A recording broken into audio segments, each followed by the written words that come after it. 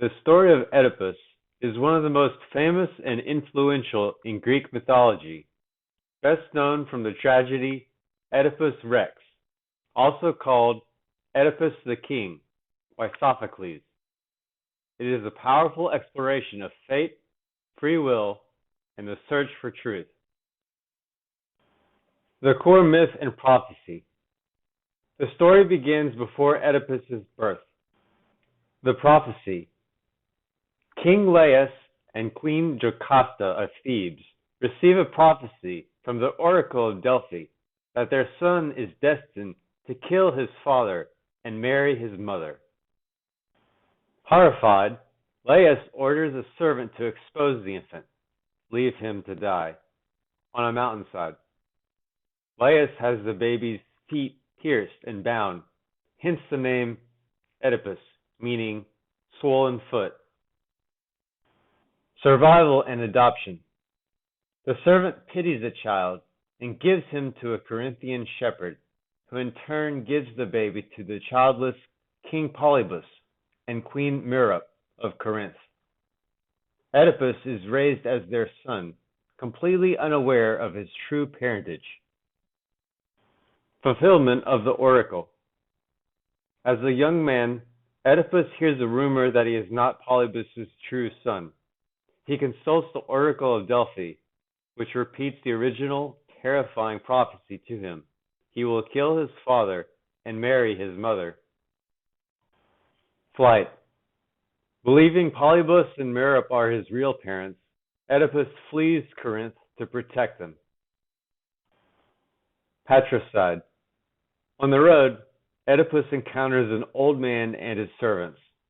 They quarrel over who has the right-of-way at a crossroads, and Oedipus kills the entire party.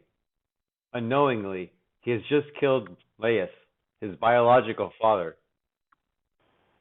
The Sphinx and the Kingship.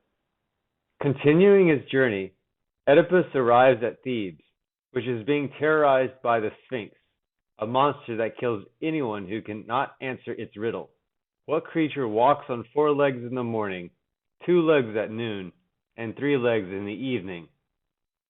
Oedipus correctly answers, man. The Sphinx is defeated, and Thebes is saved. Incestuous marriage.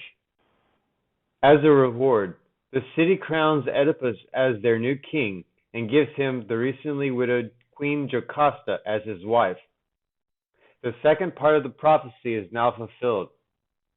Oedipus and Jocasta rule for many years and have 4 children: Eteocles, Polynices, Antigone, and Ismene, who are also his half-siblings. The tragic discovery. The play Oedipus Rex begins years later as a terrible plague devastates Thebes. The investigation. The oracle declares the plague will only end when the murderer of the former king, Laius, is found and punished. Oedipus vows to find the killer and aggressively investigates, unaware he is seeking himself. Tiresias. The blind prophet Tiresias warns Oedipus to stop seeking the truth, but when pressed, reluctantly reveals that Oedipus himself is the murderer and lives in incest. Oedipus, blinded by pride and anger, hubris, refuses to believe him, accusing Tiresias and his brother-in-law Creon of conspiracy. The witnesses.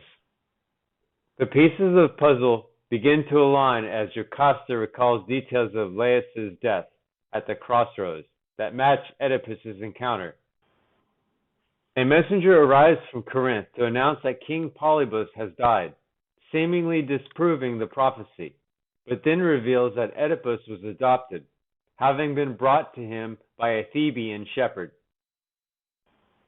The revelation. Oedipus summons the last living witness, the original shepherd who was ordered to expose the baby Oedipus. Under threat of torture, the shepherd confesses that the child he gave away was Laius and Jocasta's son.